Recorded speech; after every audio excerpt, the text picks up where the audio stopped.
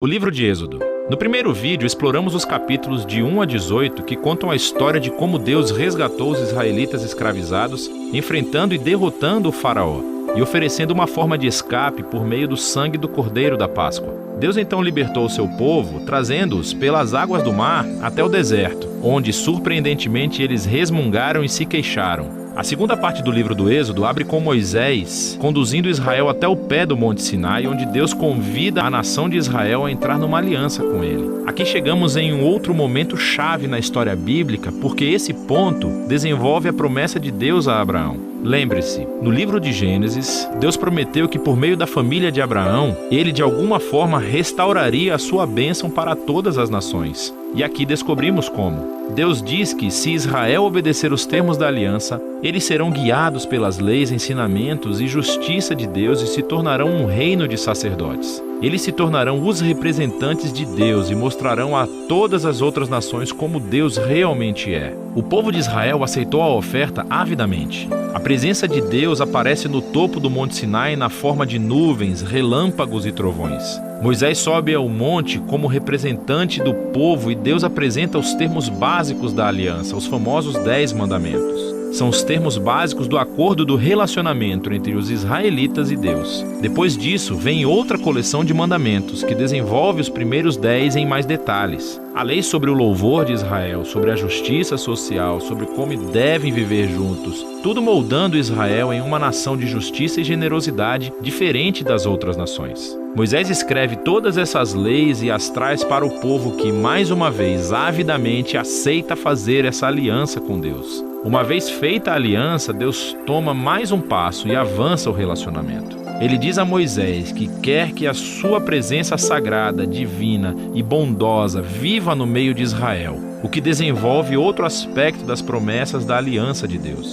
Lembre-se, depois da rebelião da humanidade no jardim, o homem perdeu o acesso à presença direta de Deus. Mas agora é através da família de Abraão que a presença de Deus se torna mais uma vez acessível, por meio dessa aliança, primeiro com Israel e depois, um dia, com todas as nações. O que segue são 7 capítulos de plantas arquitetônicas detalhadas da tenda sagrada chamada o tabernáculo. Há um pátio exterior com um altar.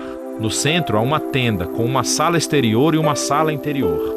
Dentro da sala interior, chamada de Santo dos Santos, há uma caixa dourada chamada Arca da Aliança.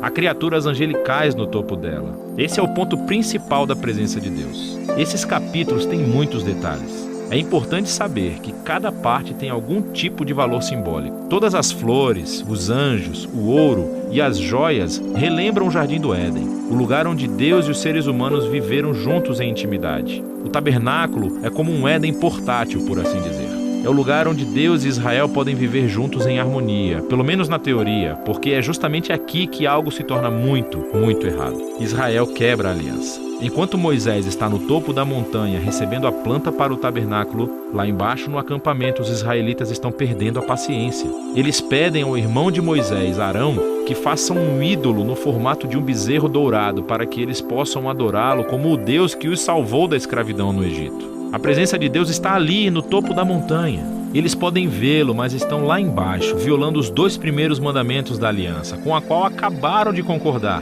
Não há outros deuses e não teremos outros ídolos. O que acontece depois é muito importante. Deus sabe o que está acontecendo lá embaixo.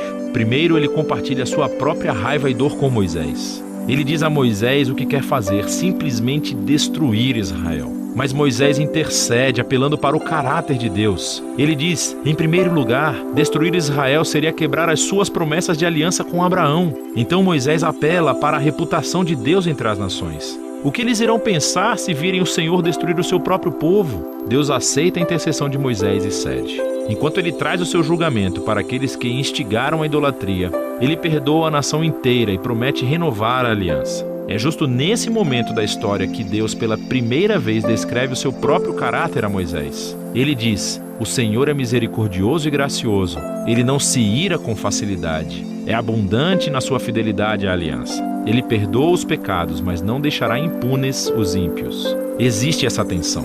Deus é cheio de misericórdia, mas também deve lidar com o mal se ele afirma ser bom. Acima de tudo, Deus é fiel às suas promessas, mesmo que isso signifique um compromisso para com um povo totalmente sem fé. Depois de renovar a aliança com Israel, Deus ordena que Moisés vá em frente e construa o tabernáculo. Mais uma vez, temos 5 longos capítulos descrevendo detalhadamente a construção do tabernáculo. A história culmina no capítulo final, quando o tabernáculo é concluído. A presença gloriosa e divina de Deus vem e paira sobre a tenda e temos grandes expectativas. Moisés quase entra na tenda, mas no final não entra. Na verdade, ele não tem autorização para entrar. E o livro termina assim. É bem surpreendente, mas nem tanto se você pensar um pouco. Dá para ver o quanto os pecados de Israel danificaram o relacionamento com Deus de mais formas do que entendemos. Lembre-se, o livro começa com a maldade do faraó ameaçando Israel e ameaçando as promessas de aliança com Deus. Mas agora, no final do livro, Israel tornou-se o seu próprio inimigo. São os seus próprios pecados que ameaçam o futuro dessa aliança. Então, a questão apresentada no final do livro é: como Deus vai reconciliar o conflito entre a santidade e a bondade da sua presença com a corrupção pecaminosa do seu próprio povo? A solução para esse problema está no próximo livro. E esse foi o livro de Êxodo.